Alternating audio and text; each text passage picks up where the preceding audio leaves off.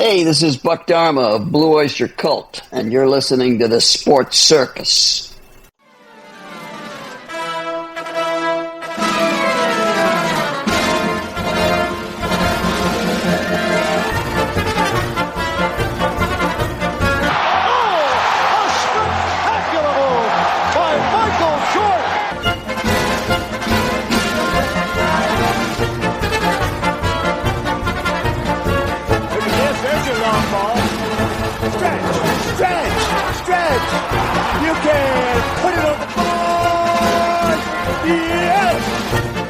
Welcome to the Sports Circus. I'm your ringmaster, Sal, live from Las Vegas in the AMP TV studio, AAMP Television. Today's show is brought to you by UppercutChops.com. Check out their tasty selection of all-natural, dry-aged USDA Prime Angus and Wagyu steaks and chops. Wait till you taste their best-in-class New York steaks, the filet mignon, and of course the king of all those gigantic cowboy cut and tomahawk cut ribeyes. Best I've ever had, probably be the best you ever have as well. Check them out at UppercutChops.com. That's UppercutChops.com. Or give them a call, find out what's for dinner. 714-948-0100. 714-948-0100. Again, 714-948-0100 for UppercutChops.com.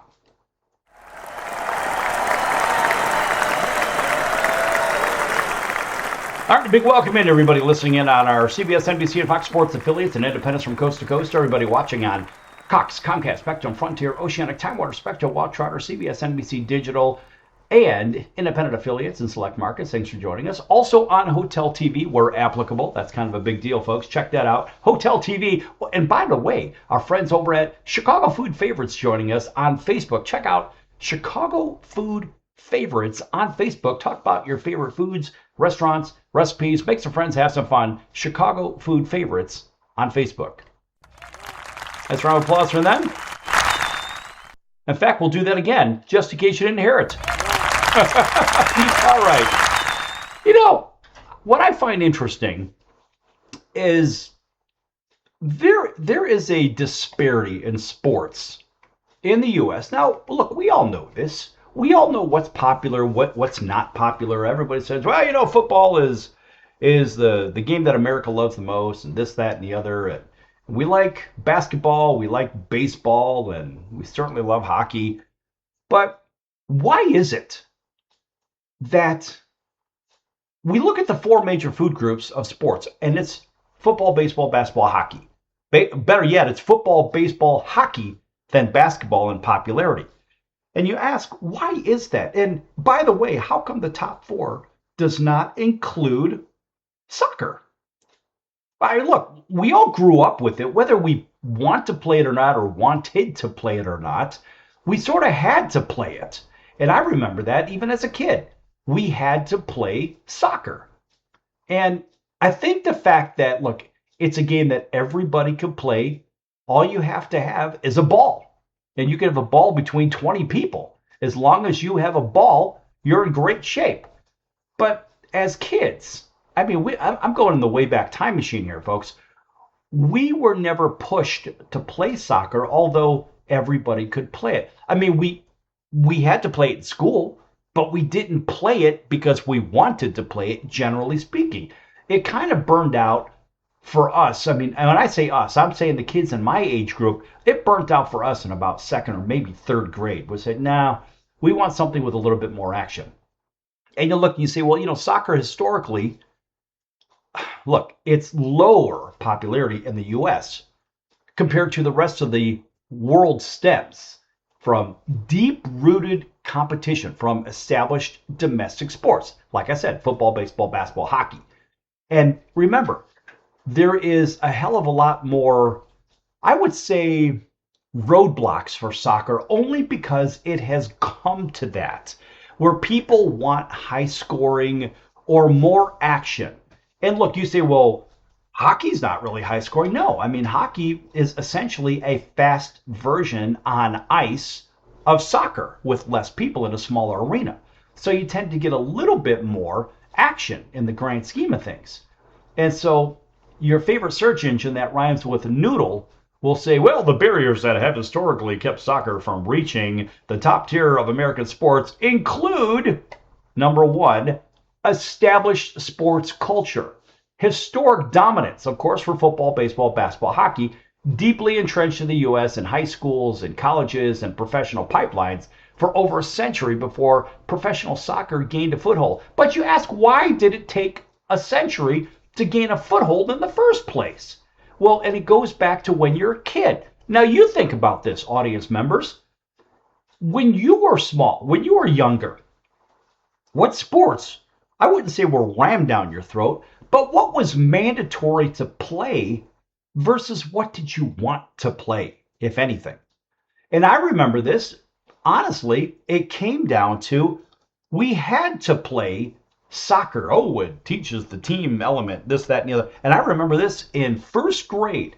I was at Emerson School in Oak Park, Illinois, playing soccer on a field with a bunch of kids that, well, let's face it, we all did not really have any interest in soccer. And that's the reality. See, they didn't give us a football to play football. They didn't give us a basketball to play basketball. They certainly didn't give us a baseball bat and a baseball. They gave us a kickball. We all liked kickball because there was a little bit more action, and it was in the structure of baseball, something that we all are familiar with. But the structure of soccer, it's just a bunch of people. Now, think about this as a kid. I'm not saying this is what it is. But as kids, I'm talking a 6-year-old group of kids saying, all right, your goal is to kick the ball past that guy over there. That's it. And mind you, there's no netting, no nothing. It's just a couple of cones or a couple of rocks or whatever. You got to get it past that guy.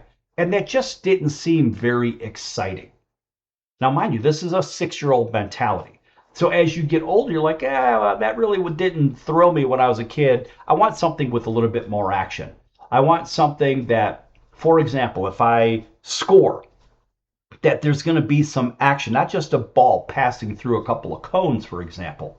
At least in basketball, I mean, you shoot a basketball, what happens? Well, it goes through the round cylinder, and there's the net. If you're lucky enough to have a nylon net below that rim, right? Great news, because you get to watch that thing move, and it kind of tickles the twine, so to say. And so it makes a cool sound too. A ball passing a couple of markers does not make a cool sound. Just being honest. But you say, well, wait, football has the same element. You're right. Football does have the same element. And yes, it has 11 guys against 11 guys moving a ball. But there's bone-crunching hits, and there's that kind of stuff going on. So you think about football, there's a lot happening. There's a lot going on. Well, in soccer, it looks like a very casual game. Then it'll suddenly pick up in energy. And so when it picks up in energy, you're like, okay, that's cool. We like that part, but we don't like the casual kick the ball here, kick the ball there. And even though it is strategy-based, I get it. I get it. You got to realize a lot of the world gets bored with it very, very quickly. In the same light, people say, well, baseball's boring. Well, I'll get back to that in a little bit later. But look, kids get bored, as I see it, with soccer because there's just not a lot going on. And think about, according to that search engine that rhymes with noodle, they say, well, one of the problems is that traditional American sports feature high-scoring plays and frequent bursts of dramatic action, as I just mentioned. Soccer's low-scoring, fluid nature can feel less engaging to fans accustomed to the rapid-fire points of the NBA and the NFL, and home runs leaving the yard in baseball, and doubles being stretched to triples. And look, baseball is more exciting than all of these put together. That's another discussion. Nevertheless, they also say, yes, this is a barrier. They say the television and advertising model is a barrier. And so whether you're watching FIFA or whatever, you got World Cup soccer on TV and this, that, and the other. Look, at the end of the day, American sports television relies heavily on commercial breaks and stoppages because soccer features 45 minutes of uninterrupted play per half. It's historically less compatible with the highly lucrative ad-driven broadcasting model that dominated American networks. And not only that, you have to think about the fact that, all right, we know soccer is going to last somewhere around 90 minutes. Now, there's stoppage time, but it's added, so in a crazy way. I don't even know how they keep track of the extra time in soccer. I don't even know how that works because it's not posted anywhere. All you see is the main clock. You don't see the stoppage time unless something has changed since the last time I went to a soccer game. And you don't really know when the game is over. Okay, they blow a whistle, I guess it's over with. And that's the weird part about soccer as far as I see from the timing standpoint. But also, we have a problem with a lack of consistent burst of energy. Oh, and by the way, if we miss something, and here's the crazy part about it, if we miss something, well, guess what? The commercial breaks miss something. So you talk about the television model. Well, the commercials, what do? That commercial money comes in, pays the networks. The networks do what? They have TV contracts with the teams. And what do the teams do? They pay their players. And so without these ridiculous salaries, which I'm absolutely against. As a former athlete, I don't care. I'm against these ridiculous contracts. I just think they're ridiculous anyway. But the point is, with all the money and all the stuff going on, there's just not enough action for soccer in the first place in the U.S., but outside the U.S., there's plenty of money for it. But you know why? They don't have, on the wide scale like we do, they don't have baseball. They don't have American football. They don't have basketball at the same level that we do. So they got to have something. Well, they have some hockey depending on the country, but let's face it, they don't have the action sports that we do. So therefore, that's why there is a television and advertising model disparity. Back here in a few minutes on the circus. Lots more of this. Don't go anywhere.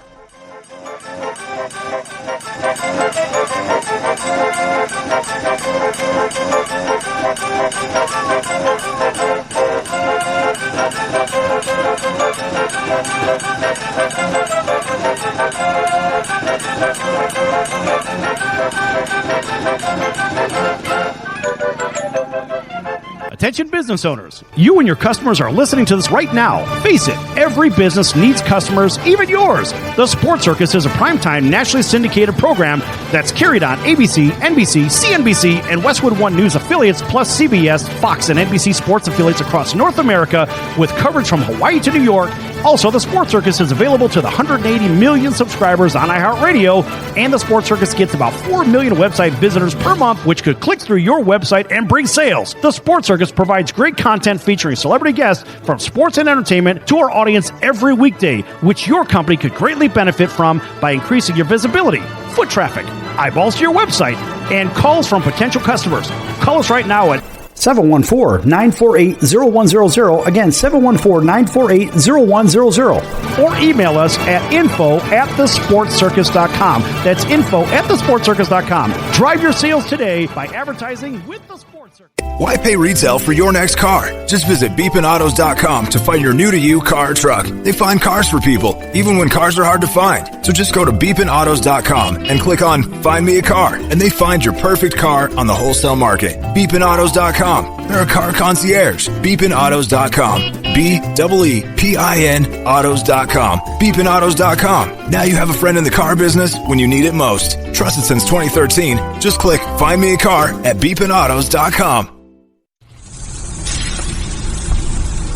That's the sound of sizzling, dry-aged USDA Prime Wagyu and Angus steaks from UpperCutChops.com. Their best-in-class filet mignons, New York steaks, and the king of all steaks, the tomahawk and cowboy cut ribeyes are the best in the business. Even their Prime Wagyu burgers will likely be the best you've ever had. Browse the full selection of steaks and chops at UpperCutChops.com from the comfort of your home or on your mobile device. UpperCutChops.com delivers all-natural, dry-aged USDA Prime Wagyu and Angus steaks and chops directly to your door, without the hassle of going to the grocery store and fight crowds to pick from a small selection of average and best meats with injected steroids, fillers, and coloring added to look good. Find out what's for dinner at UpperCutChops.com or call 714-948-0100. 714-948-0100. 714-948-0100. Or make your selection directly at UpperCutChops.com.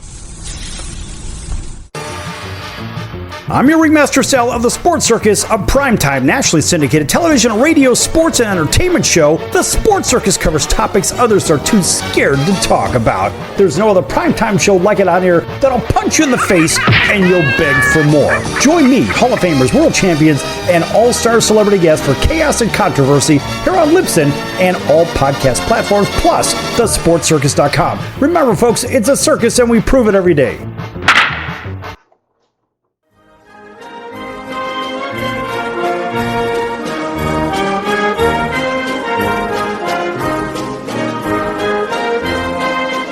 Welcome back to the Sports Circus. I'm Roy Firestone. Now it's time to throw it back to Sal.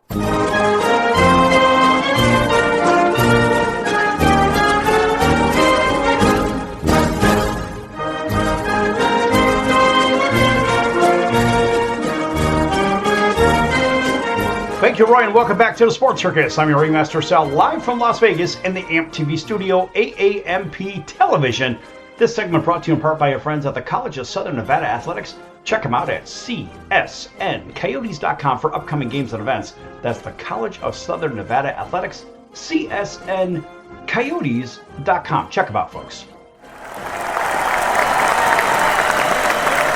All right, welcome back to everybody listening in on all of our network affiliates, including our friends on the radio listening in over in Atlanta, WDJY 99.1 FM. Thanks for waking up with us, 8 a.m. Monday through Friday.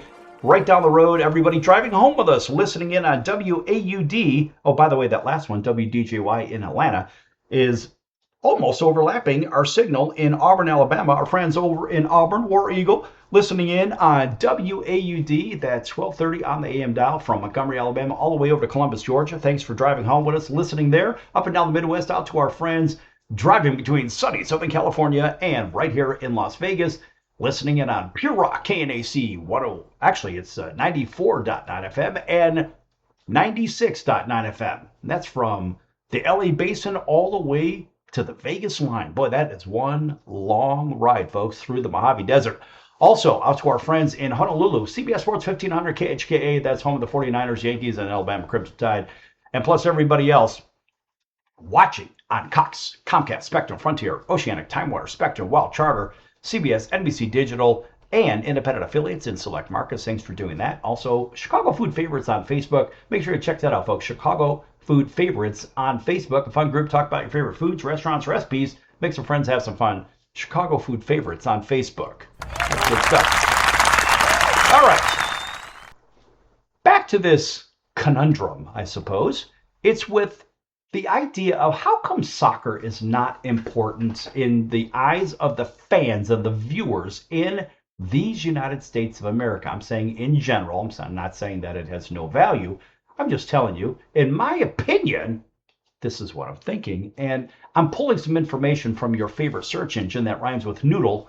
And they say that there are barriers outside of football, baseball, basketball, hockey. Right here, actually, I've got that wrong. Football, baseball, hockey, then basketball in terms of popularity in this country. People say, well, you know, there is an issue that there's not enough TV coverage for soccer. Well, why is that? Well, they don't have the contracts and they have continuous play. So there are problems with continuous play. It's not as if they're taking commercial breaks. The only breaks they really have essentially are for what? Halftime. That's it. Pre-game, halftime, post-game. That's, in my opinion, that's really all you have unless I'm missing something. So the television and advertising model doesn't really work for soccer. And then, of course, unlike in Europe and South America, where local clubs subsidize youth development and scout talent for free, the youth soccer system in the U.S. relies heavily on expensive club fees and travel, which acts as a major socioeconomic barrier to enter. And I can tell you, I have seen that in hockey too. I think back to my nephew. And when my nephew, he was probably about, 6, 7 years old, 8 years old, maybe, something like that. Anyway, he got on skates for the very first time. So he strapped him on and laced him up. And day one, he was just skating backwards. He just had it. Some people just have that ability. And it was good, but it was expensive, really expensive. And I watched the road that he took. And I'll tell you what, it's almost as if my sibling had to pay and pay for club hockey and this and a traveling league and this and that. And it just got so expensive. It got super expensive. And you say, well, geez, not everybody can do that. You're right. Not everybody can do that. And so there was a lot of serious expenses. And then it came to the private high school versus my nephew's siblings, his two sisters. They went to public school. They all couldn't because his parents could not afford to send all of them to private school in hopes that he would have an edge going to college and into the pros, which he did play at the top level of the game, but for a very short time. And just like anything else, I had the same experience. And it comes down to the only reason you can't play professional sports is either A, you're injured, or B, you're not good enough. Now, my nephew and I we had the same problem. We were what? We were injured. And that's what happens. I have family today playing Major League Baseball still. And luckily, he's still under a big contract. Good for him. But our cousins and my uncle play professional baseball. And you get to a point where injury normally stands in the way because your performance drops off from injury. So one may be a product of the other, but sometimes you're just not as good as everybody else. So you got to be honest with yourself. And now in the soccer world, they don't have that same structure as far as the money side of it goes. Because you think about this, when you're out there as a youth player in soccer, for example, you're out there playing because everybody gets a turn. Well, when you're playing Little League, pretty much in baseball, everyone gets a turn. In Pee Wee football, whatever, Pop Warner football, whatever they call it these days, everybody sort of gets a turn. In basketball, pretty much everybody gets a turn. But in those sports, and never mind hockey, because hockey's expensive, there's a lot of cost prohibitors in the way. But as you climb that ladder in American sports, scouting, it turns into a business. All the name, image, and likeness money and all that stuff really comes into play now.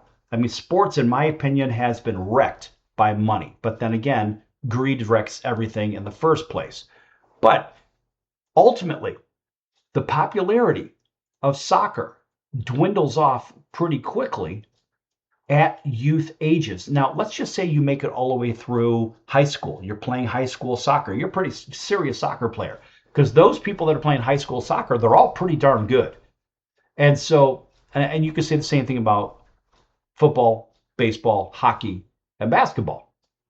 But these guys and ladies, these boys and girls, they have a shot at playing, obviously, college and maybe pro. And there's money in pro soccer. It's just how serious. And really, folks, this is what it comes down to. People say, well, there's pay-to-play system and there's domestic league structure issues. And, well, in Major League Soccer operates on a franchise model. Well, guess what? Baseball does too. It's the same idea. Then you have international success expectations. Well, no. Think about this. Lionel Messi makes a boatload of money playing soccer. More than most American superstars in football and baseball and basketball. Hockey doesn't get paid much. And so you say, well, why do they? Well, because it's internationally recognized and there's a bigger shoe market and all this other whatnot. And they could sell apparel and footwear and stuff like that and clothing. And I know there are some big clothing companies. One of my friends is a big publicist for one of those enormous international clothing companies. And I heard of what is paid to their soccer players that they have under contract. I mean, the numbers are, wow. I can't even fathom that. It's almost like being a lottery winner every year. But in the grand scheme of things, in the U.S., we don't have a lot of interest. Yeah, in many sports, internationally speaking, the U.S. consistently dominates international competitions because the U.S. men's national team in soccer, for example, generally plays an underdog, second-tier role on the global men's soccer stage. So it's historically struggled to capture the same casual patriotic interest as Olympics, then yes, I'm going to, believe it or not, as I'm going to cite CNN. It's something I never do. But anyway, the reality is there's a changing landscape. And despite these factors, soccer's popularity is picking up in the U.S., and it's largely, they always say, well, it's the younger generations. Well, the older generations aren't playing it, so the younger ones have to be doing it. So you've got the big things, of course, like the World Cup. That's a really big deal. I went to that back in 1994. I'm not a soccer fan, but I got to tell you, the dynamic at World Cup is an entirely different thing, something that American sports fans can actually wrap their heads around. Because the excitement around a World Cup game is almost like the excitement maybe around a baseball game or a football game or a basketball game or a hockey game. It takes a big event like a World Cup or something like that game to drive a U.S. audience. So look, European leagues also draw big American audiences too, which is helping. But ultimately, end of day, folks, soccer just isn't liked very much. I'm sorry. I mean, you're going to have to deal with this one. Look, I deal with it, and people give me garbage by, well, why don't you talk about soccer? Well, it's largely because people don't like when I talk about soccer. So I say, okay, fine. I'll go ahead and talk about it. And I'm talking about it today. And look, I can play this episode today, tomorrow, next week, next month, next year. In 10 years, we're going to have the same dynamic. We're going to have the same discussion. You know why? Because at the end of the day, soccer is just not the most popular sport in these United States of America.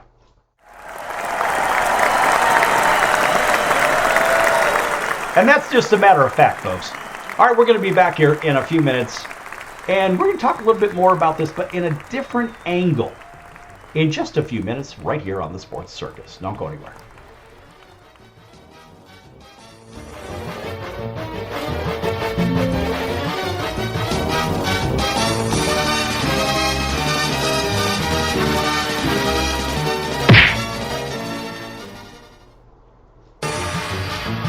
I'm your ringmaster Sal of the Sports Circus, a primetime nationally syndicated television, radio, sports, and entertainment show. The Sports Circus covers topics others are too scared to talk about. There's no other primetime show like it out here that'll punch you in the face and you'll beg for more. Join me, Hall of Famers, world champions, and all-star celebrity guests for chaos and controversy here on Libsyn and all podcast platforms, plus thesportscircus.com. Remember, folks, it's a circus and we prove it every day. Are you or someone you love struggling with an addiction to drugs or alcohol and want to be set free from the chains of addiction? Then call Addiction Helpline America right now to get the help you need. From drug and alcohol addiction to dual diagnosis treatment, we provide a confidential helpline to help people like you get sober and live happy, substance-free lives. Treatment helped me get my life back. I was so addicted, the only person I could focus on was myself and what I needed. I hit rock bottom and lost everything. Through treatment, I was able to overcome those demons and focus on my family again. I used until I overdosed and almost died.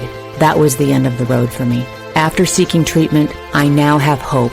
I learned skills that help me deal with life on life's terms. 800-426-4994. 800-426-4994. 800-426-4994. That's 800-426-4994. Why pay retail for your next car? Just visit beepinautos.com to find your new-to-you car or truck. They find cars for people, even when cars are hard to find. So just go to beepinautos.com and click on Find Me a Car, and they find your perfect car on the wholesale market. Beepinautos.com. They're a car concierge. Beepinautos.com. B-E-E-P-I-N autos.com. Beepinautos.com. Now you have a friend in the car business when you need it most. Trusted since 2013. Just click Find Me a Car at beepinautos.com. Quiet, numbskull. Do a search on how to get out of credit card debt, and you'll find everything from crazy promises to ways you can try to do it yourself. Many of those ideas just don't work, and they leave you broker than you were. Here's some advice. Call our debt helpline. In a quick and free 5-minute conversation, our experts will listen to you and learn about how much credit card debt you have what your goals are, and then show you the right solution to help you get out of credit card debt with one new simple, affordable payment. The credit card companies make available special programs to help if you're struggling. All it takes for you to finally get out of credit card debt is one quick, free phone call. So please call right now. 800-948-6817. 800-948-6817. 800-948-6817. That's 800-948-6817. Paid for by the Debt Helpline. Hey everyone, Dave Jackson here, ESPN rules analyst on ESPN Hockey, and you're listening to the Sports Circus.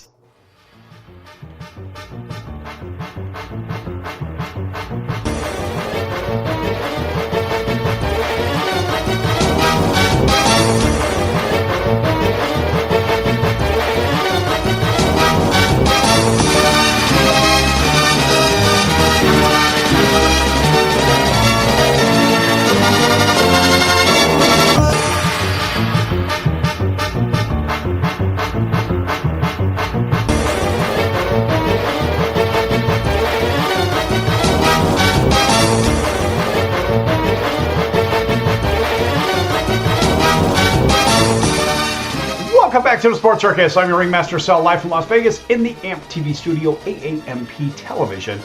Folks, make sure you check out thesportscircus.com for our upcoming guests, our prior guests, recorded shows which can be found on Apple, Amazon, Audible, Spotify, Pandora, YouTube, iHeart, Stitcher, Deezer, Libsyn, plus a whole bunch of others. Also, check out the partners page. Lots of great partners at thesportscircus.com. And our favorite food partner is Al's #1 Italian Beef, 1079 West Taylor Street in Chicago's Little Italy. That's Al's #1 Italian Beef, 1079 West Taylor Street in Chicago's Little Italy. If you can't make it over there for some great food, check them out at alsbeef.com. That's alsbeef.com. Read all about that famous Italian beef sandwich. It is so much better than that remarkably mediocre Philly cheesesteak sandwich that people just rave about. I'm going to tell you something right now, folks. The difference between them is incredible. I mean, it's widespread.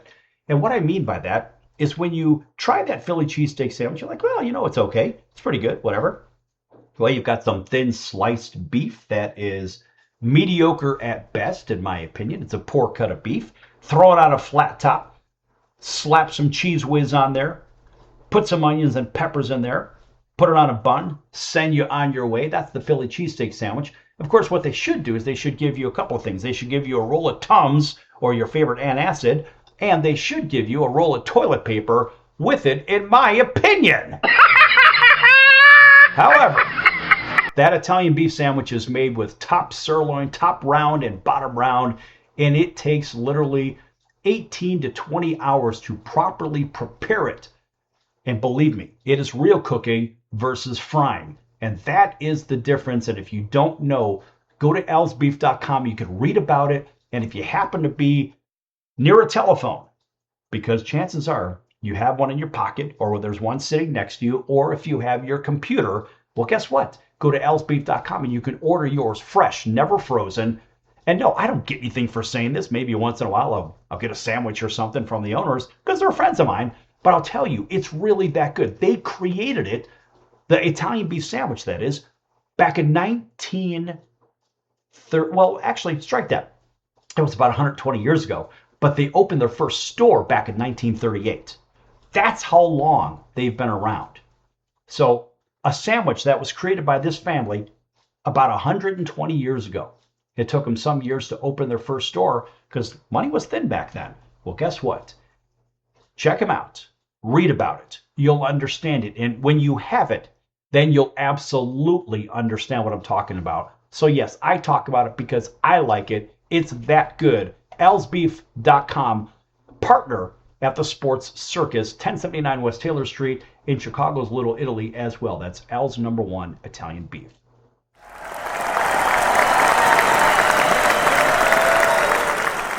All right.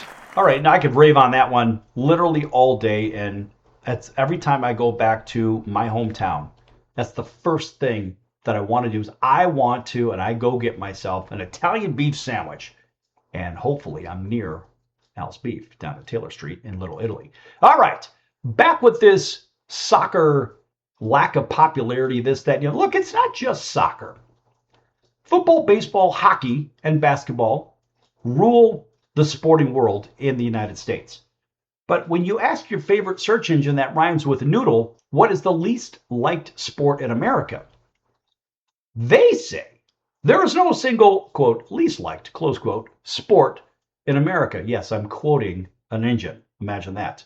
As popularity metrics depend on whether you measure viewership, participation, or active dislike. However, among major mainstream sports, baseball is often cited in polls as the least favorite of the big three, while niche global sports like cricket and rugby generally register near zero in American interest. And cricket and rugby are in the same situation. I mean, look, I like cricket. I think cricket's awesome.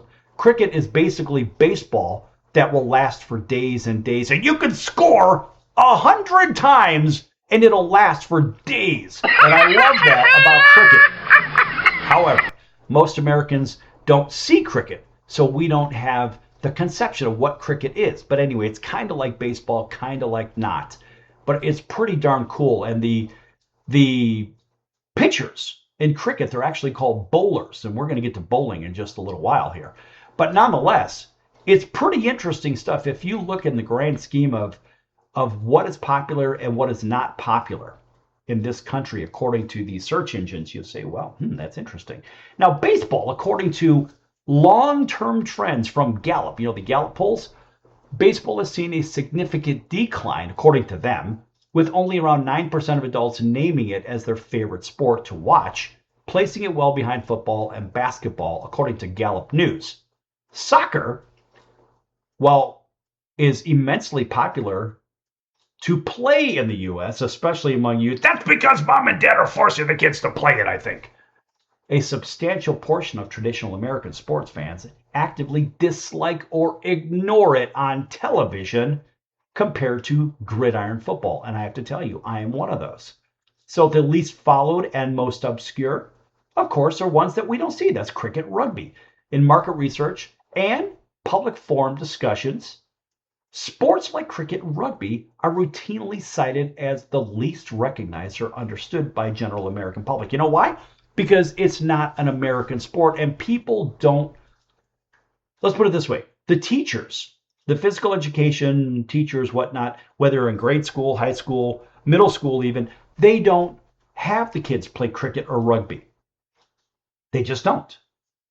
And so you wonder, well, why don't they? Well, there's a lot of reasons for it. But ultimately, you ask yourself, well, how come we don't have our kids doing these kinds of things? Well, it's because it's not a national sport, not as we are growing up with football, baseball, hockey, and basketball. So that is a non-factor in the grand scheme of things. So that's why it's the least followed largely, or the most obscure, because Americans just don't know. But now you think of the old Olympic events. So look, in surveys conducted by Statista, certain Olympic disciplines, such as equestrian and badminton, frequently rank amongst the bottom as the least favorite to watch. You know why? Because not everybody is around badminton, although we've all probably played a little badminton, but it's not like we're going to hop on a horse and go do some equestrian events and stuff like that. We just don't do that. I mean, it's expensive. First, you got to have a horse or you got to rent a horse, right? And you got to get to where the horses are. That's a whole other issue. Now, badminton, you got to get a bunch of people together to hit a shuttlecock. And so at the end of the day, I mean, it's not the easiest thing to find a bunch of people that are willing to hit something really hard and have it not go too far. I mean, honestly, I'd rather play ping pong in the grand scheme of things. But think about this.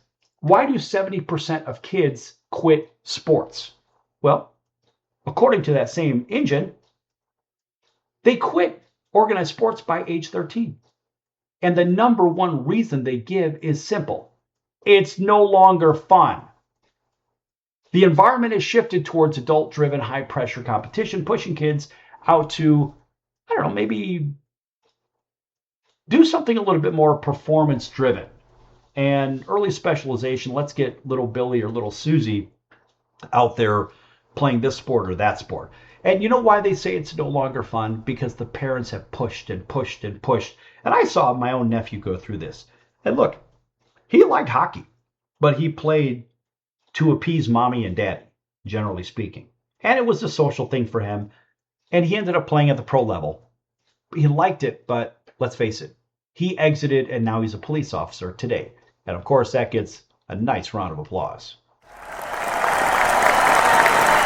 Protecting and serving. And that's in the Phoenix Police Department. Good for him. Very good.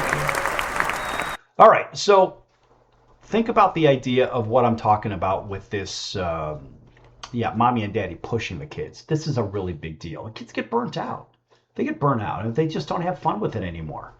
And you got mommy and daddy screaming, or their guardians, whatever, say what you will. You've got a lot of people screaming about stuff now. And then remember, not only are the parents pushing, but I think the parents are pushing with the added incentive of what? Oh, that's right, there's money involved.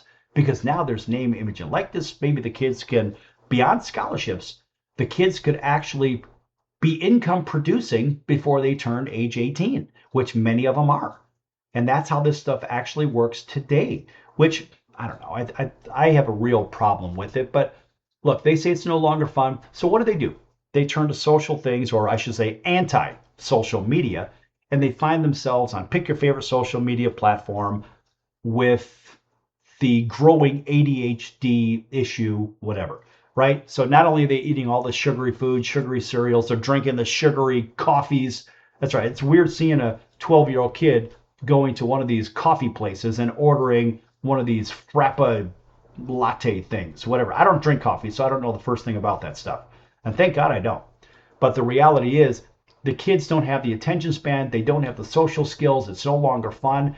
Why? Because mommy and daddy have wrecked it for them, and then they're jamming sugar down their neck and saying, well, go ahead, little Billy and little Susie, have a cup of coffee with us in the morning, being mommy and dad or whoever your guardian is. Back here in a few minutes on the circus. Lots more to come.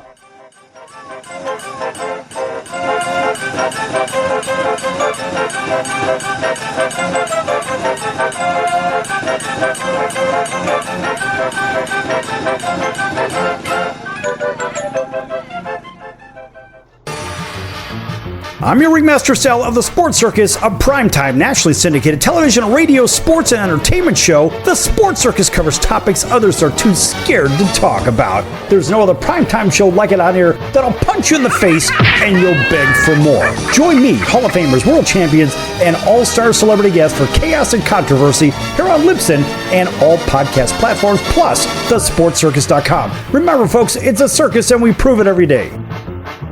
Listen, were you forced into getting a solar contract and now you just don't want it anymore? Maybe the solar company misled you. Or is your solar contract buried with hidden fees? Are you not saving the amount of money you thought you would on your energy costs? Don't worry. At the Solar Exit Hotline, we can help you cancel your solar contract, even if the panels are already installed. Our experienced legal team will review your contract and help you cancel it, possibly saving you thousands of dollars. You got to call right now for complete details. So listen, if you're not happy with your solar contract for any reason, we are here to help you cancel it. Call the Solar Exit Hotline now for immediate options to help you exit your solar contract. This call is 100% free. 800-485-3125. 800-485-3125. 800-485-3125. That's 800-485-3125.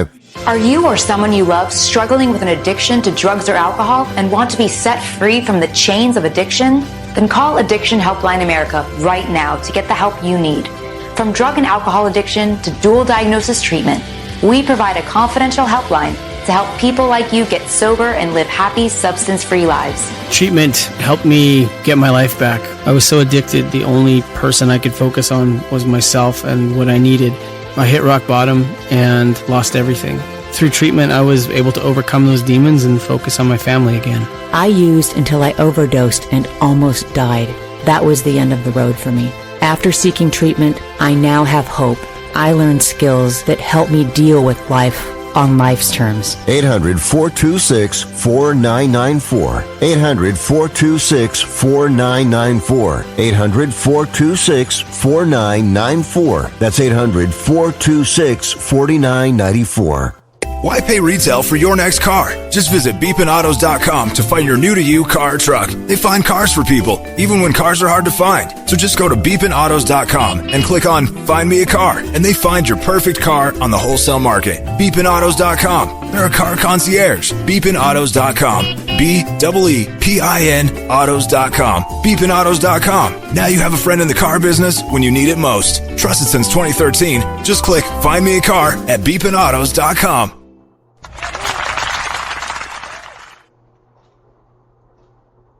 Hey everybody, this is Brian Urlacher. Welcome back to the Sports Circus.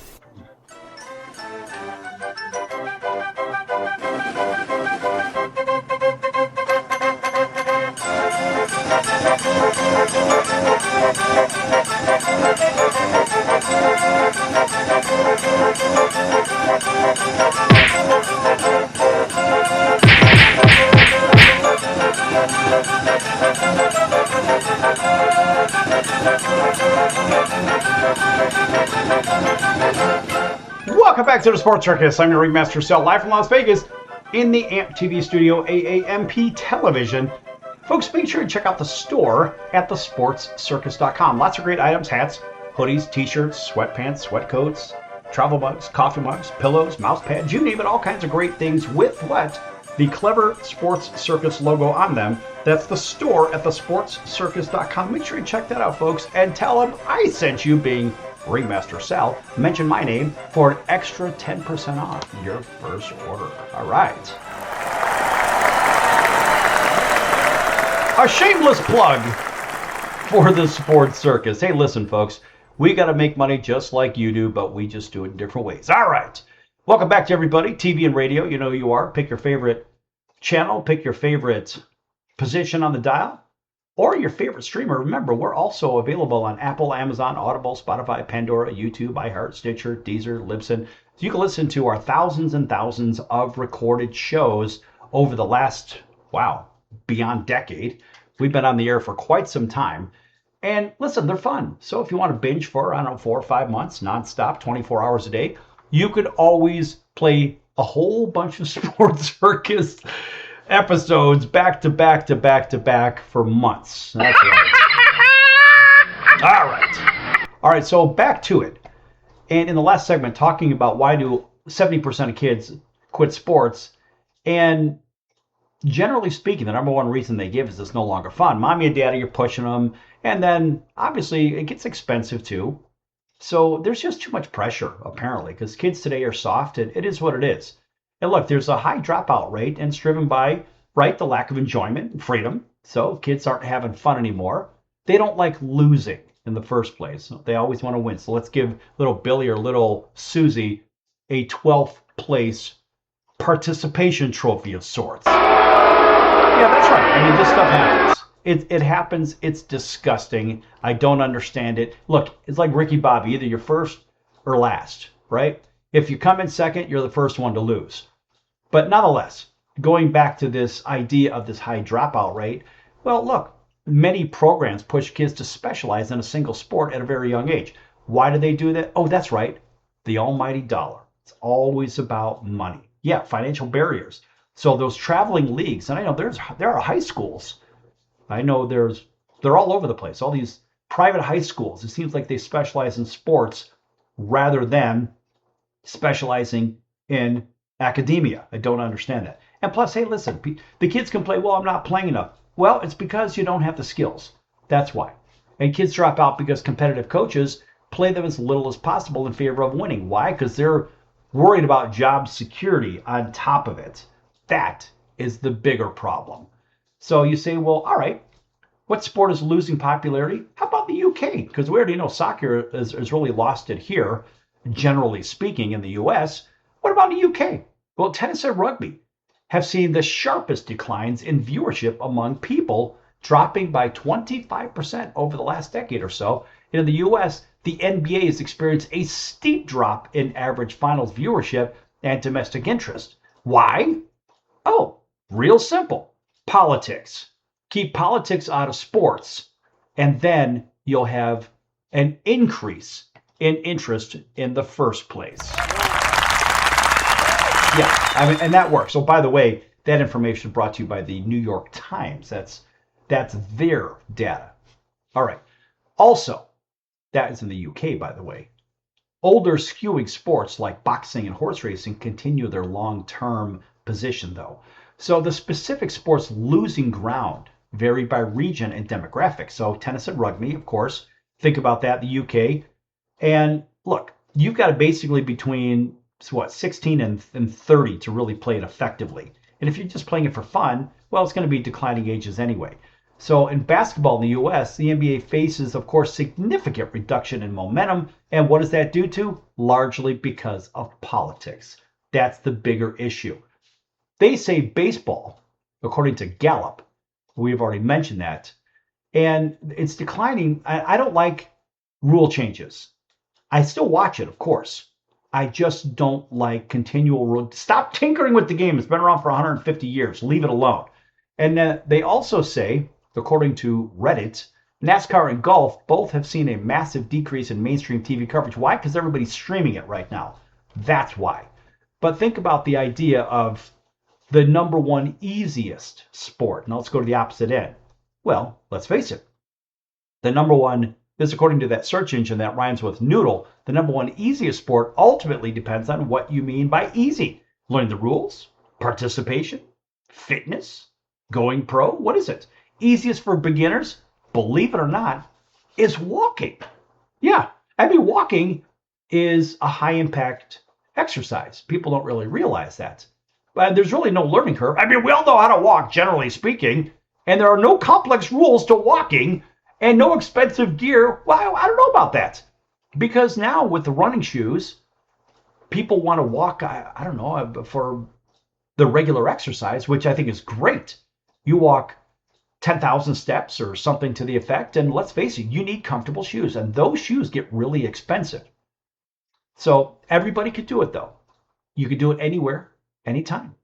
And the outside is always open. There's your 24-hour fitness right there. And so, number two, think about this. What's the easiest for accessibility of fitness?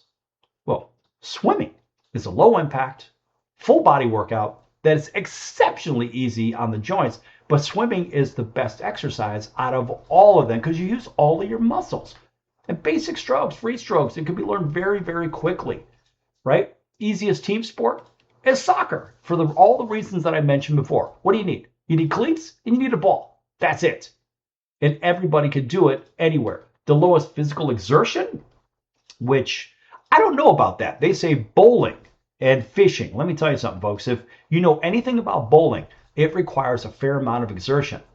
And fishing, when you're battling a fish, I don't know if you've ever fought a big fish before, but there's a hell of a lot of physical exertion. And of course, that's according to Classic Sports Difficulty Rankings by the 4-Letter Network. They're the ones that say that one. So guess what they get? Everything from us is from them is this.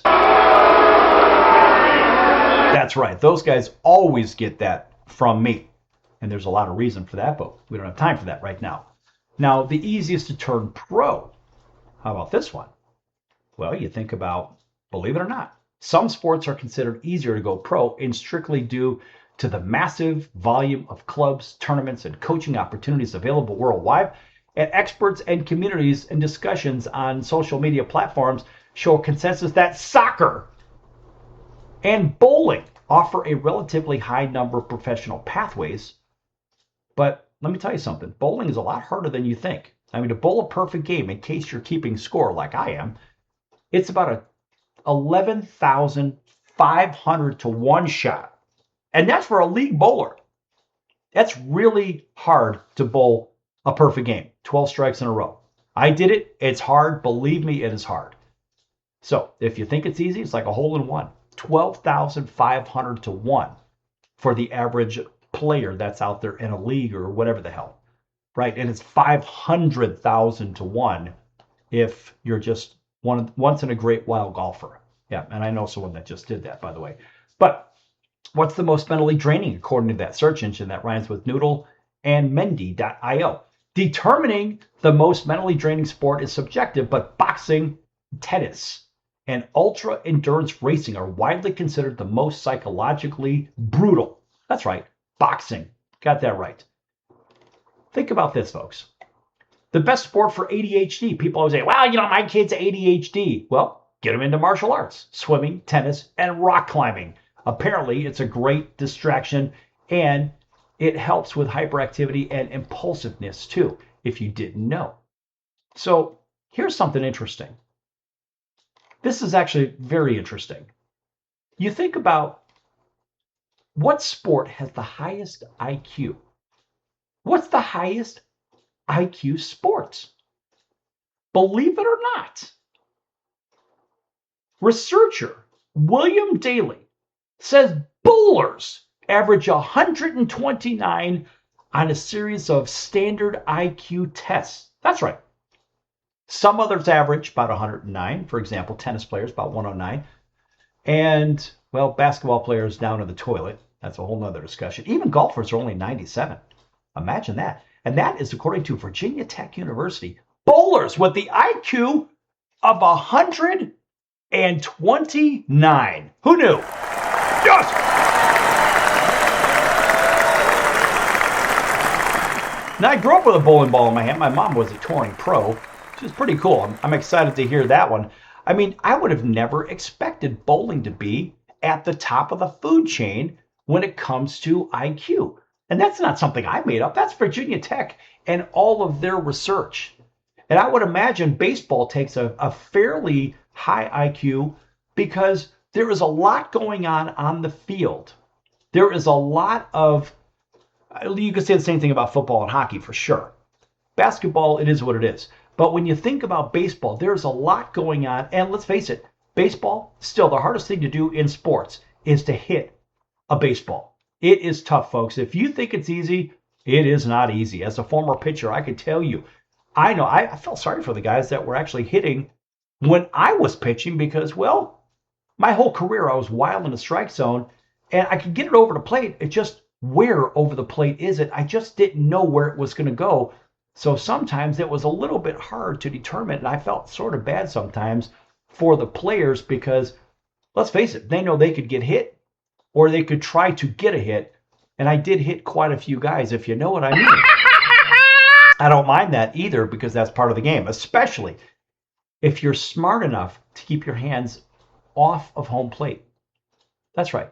But you think of IQs. Look, I know as a fairly high IQ, my test was actually higher than the bowler's average. My last test, I was 139 in my IQ test. And I'll tell you, pitchers have high IQs generally speaking. And so much to the fact that we have to know what the heck's going on everywhere around the field. We touch and control the game. But I know if I see somebody's hands lining up over home plate, what am I going to do? I'm going to throw right at their hands. If they get hit, they get hit. You know why? Because their hands are in the strike zone, and that is part of the strike zone. I own that real estate as a pitcher.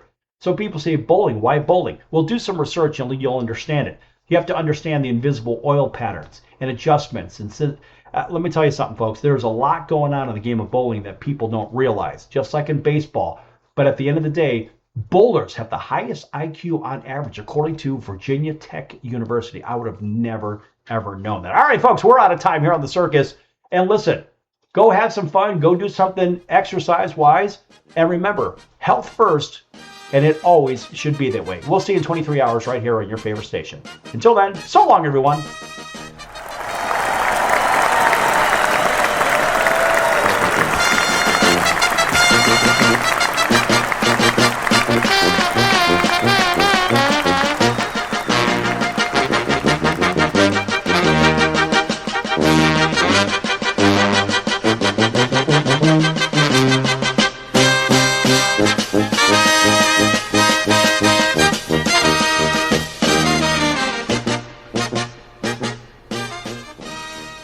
Why pay retail for your next car? Just visit beepinautos.com to find your new-to-you car or truck. They find cars for people, even when cars are hard to find. So just go to beepinautos.com and click on Find Me a Car, and they find your perfect car on the wholesale market. beepinautos.com. They're a car concierge. beepinautos.com. BEEPIN Autos.com. BeepinAutos.com. Now you have a friend in the car business when you need it most. Trusted since 2013. Just click Find Me a Car at BeepinAutos.com.